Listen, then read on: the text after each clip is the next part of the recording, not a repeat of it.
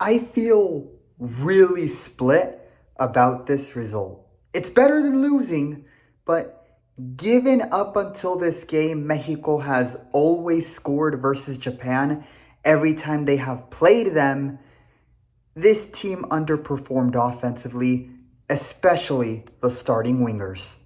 Andres de AA Sports back with another Mexico National Team video after the game versus Japan in Oakland. And wow, definitely a surprising result. Japan got off to a very strong, energetic start to the game, forcing Malagon to make a great save to keep Japan scoreless. And in the first 15 minutes, Mexico's defense looked shaky and it felt as if Japan's scoring was inevitable. But to Mexico's credit, once they got comfortable in the game, they actually began to play much better and started to look like the better team. The defense completely shut down Mitoma, Rueda, and Japan's offensive front, causing Japan to struggle with maintaining ball possession, and Japan's passing was really bad in that second half. Meanwhile, Mexico ended up with the majority of the ball possession in this game, and they were passing the ball around much better than Japan was. However, just like in the group stage of the Gold Cup, an extreme lack of offensive creativity resulted in Mexico failing to score with the 52% of ball possession they had in this game and unable to capitalize on the counterattacks they had in the game.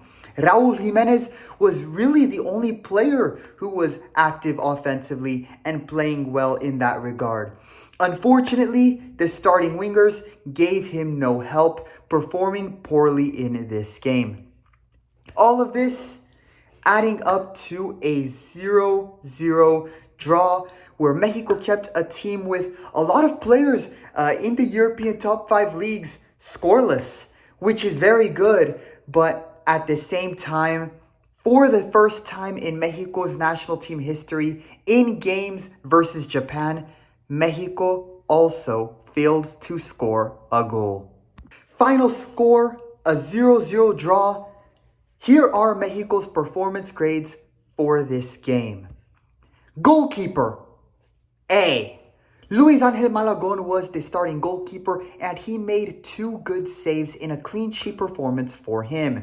His most notable moment in the game was the save he made in the first 15 minutes on that shot by Takefusa Kubo. A good game for Malagon where he did well when he was tested. Center backs, A+. Cesar Montes and Johan Vasquez were the starting center backs, no surprise there. Starting with Johan, while he didn't have any tackles won in this game, he did do well in blocking a couple shots, along with clearing the ball out of danger. He also had 73 accurate passes, another good performance from arguably Mexico's best defender. As for Cesar Montes, he ended up getting a red card in the final minutes of the game after a VAR review for a foul on Ayase Ueda. And while the officiating was not the best in this game, this was the correct call. Montes was the last man on that play and took Ueda out from behind on a counterattack where he probably would have scored. While usually a red card is not a good look for any player, in this case, Montes did what he had to do to keep Japan scoreless in the final minutes. So in this case, I actually have to give him some respect in being willing to take that red card. The downside is this red card means he will not be playing in Mexico's next game versus Korea. It was also disappointing to see him have to get this red card in the final minutes because up until that point, he was arguably one of the best players on the field for Mexico in this game. He had 67 accurate passes, 2 or 3 good tackles won, and had an overall great defensive performance. That could be said for both center backs, who were arguably 2 of the 3 best players in the game for Mexico. Fullbacks, B-. Jorge Sanchez and Jesus Gallardo were the starting fullbacks and played the full game. both failed to contribute offensively like the wingers, and each had one or two shaky moments. At the same time, they did very well defensively in Aguirre's system, and together they combined for 5 or 6 tackles won. Jorge Sanchez in the second half had a really good tackle where he took the ball away, but the fullbacks' lack of ability to contribute offensively is what makes you wish Rodrigo Huescas and Mateo Chavez were the starting fullbacks in this game, and I hope they are in the next game instead of Sanchez and Gallardo. Midfielders, I'll give them a B. Edson, Marcel Ruiz, and Orbelin Pineda were the starting midfielders. Edson Alvarez had a good start to the game, playing as that defensive midfielder helping the defense, especially in the first 20 minutes where Japan was looking very strong. However, in the 32nd minute, he ended up exiting the game with an injury.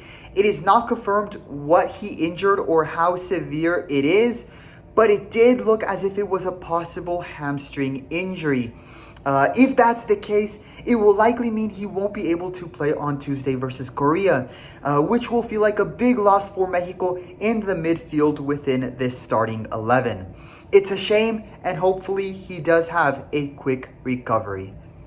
Eric Lira ended up taking his place as a substitute, and to his credit, Lira had a very good game and did a great job filling in for Edson.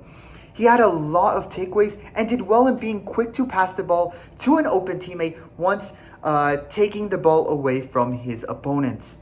Lira almost had a goal on a free kick opportunity as well, but a great save by Suzuki denied him of a great header. Lira stepped up when needed, and along with the center backs was one of the 3 best players in the game in my opinion. He will be a player to watch and see how he steps up filling in for Edson versus Korea, as Lira will likely start in that game. As for Marcel Ruiz, he had many duels won in the game, and when he helped out defensively, it was noticeable. However, outside of accurate passing, he struggled to push up and create offensively. I'll say the same thing for Orbelin Pineda. Defended well, was good in passing the ball, but like Ruiz, struggled to push up offensively. Granted, Japan was playing a 3-5-2 formation with 5 midfielders, so it was tough for them to do so, but it still feels like there's more to be desired. As for Tronco Rodriguez, in his 10 minutes of play, he went through the motions and did absolutely nothing. In fact, he was partially at fault for the play leading up to Cesar Montes' red card. He failed to cover Yuela on the throw-in, forcing Chucky to have to fall back to try and cover him, and Tronco showed absolutely no speed in trying to stop him. Like, genuinely, he is the one player who I hope tears an ACL. Not because I like it. I do want to clarify. Not because I like it when players get injured. I don't like to see that usually. But because, and that's the case here. This is not I say this not because I like when players get injured, but simply because it seems like it's the only way for this fraud. It seems like it's the only way for Charlie to not get called up. While he has only played 3 games with the main team, I already miss having Gilberto Mora on the team. And I want to see Montiel and Vargas get called up in October. Get Charlie the Tronco off this team. Overall, B grade for the midfielders. Lira really played well and did good stepping up for Edson. Defensively, they were great, but it was a lot to ask of them offensively, especially going against a 3-5-2 formation. Offensive front, D+. Raul was the starting striker, and Alexis Vega and Piojo Alvarado were the starting wingers. Of the starting offensive players, Raul was the only one who looked good in this game and was very active offensively. He was the only player creating opportunities that were decent or better. Raul is not the reason why the offensive front gets a D+ grade. Neither is Santi or Berterame. Berterame, who had to play outside of his normal position as an out wide winger instead of a forward. Alexis Vega was pushing up with the ball, but his crosses into the box were awful, and Piojo Alvarado was easily the worst player on the field in this game. In my roster reaction video, I had said that if I were Aguirre, I would not be calling up anyone from Chivas with the poor form they are in. Piojo proved my point perfectly in this game. Not only was he bad, bad is an understatement. He was atrocious, non-existent. Piojo only had one shot in this game, and that shot was not on target at all. And it's as if he doesn't know how to provide services into the box. There were a couple of moments where he was near the corners with the ball, but was given space and could have provided a cross into the box, but he either passed it or held on and waited. That showed me that Piojo has no confidence in providing any good assists. Why is he being called up, let alone starting in the game in that scenario? Chucky Lozano, who came in as a substitute, provided a great cross on a free kick where Lira almost scored. He was dribbling into the box, taking shots, and trying to provide services. Chucky, in his 30 minutes, played better than Piojo in his last 10 or more games and throughout the Gold Cup tournament. Chucky should be starting versus Korea.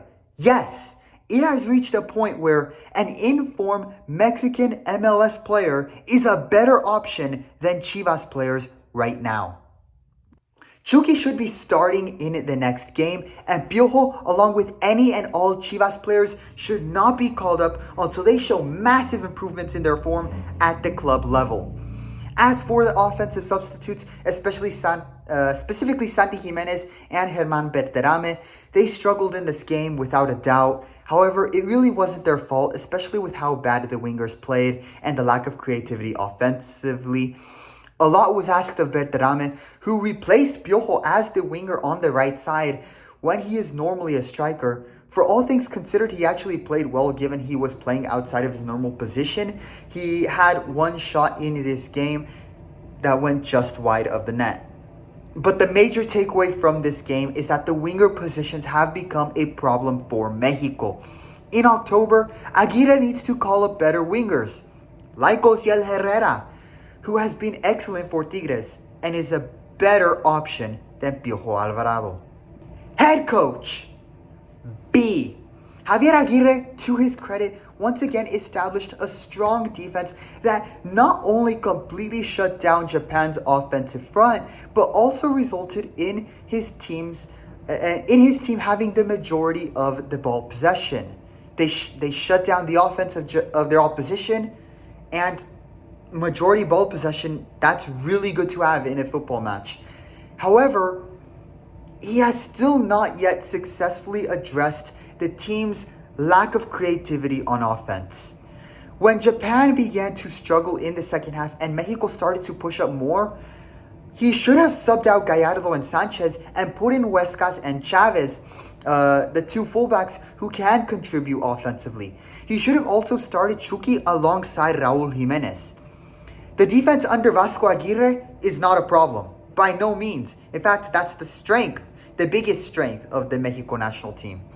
And he always gets the most out of even the flawed players in that regard in terms of contributing defensively. But it is time for him to now start integrating the offensive aspects and building his system to succeed offensively. Because as we saw in this game versus Japan, you will not win games without scoring goals. Federation, C+. To their credit, they scheduled a game versus a quality opponent that will elevate the level of the national team. But again, the venue for this game was not ideal, very questionable, and they paid the price for it, as earlier in the week it was reported that the team had equipment stolen from them as robbers broke into the team's equipment truck. Yeah, that's what happens when you play in a city with a deteriorating stadium where crime is also rampant. It would have been better to either have the game at Levi Stadium again or in Mexico, like they will in October versus Ecuador. Lesson learned. Final score a 0-0 draw versus Japan. And for an overall team grade, I will give Mexico a B grade. This result is better than losing the game, and the defense played well. Mexico kept Japan, a team with most of their players playing in the European top 5 leagues, scoreless. They held their own, went toe-to-toe. But if they want to win and do more than grind out a 0-0 draw, they will need to improve in their offensive creativity going forward. Andres from AA Sports. That will be all for this video. Leave a like and subscribe to support this sports passion project. Leave your opinions on the game in the comments as well. And stay tuned in for my performance grades after their next game versus South Korea. Muchas gracias. Viva México.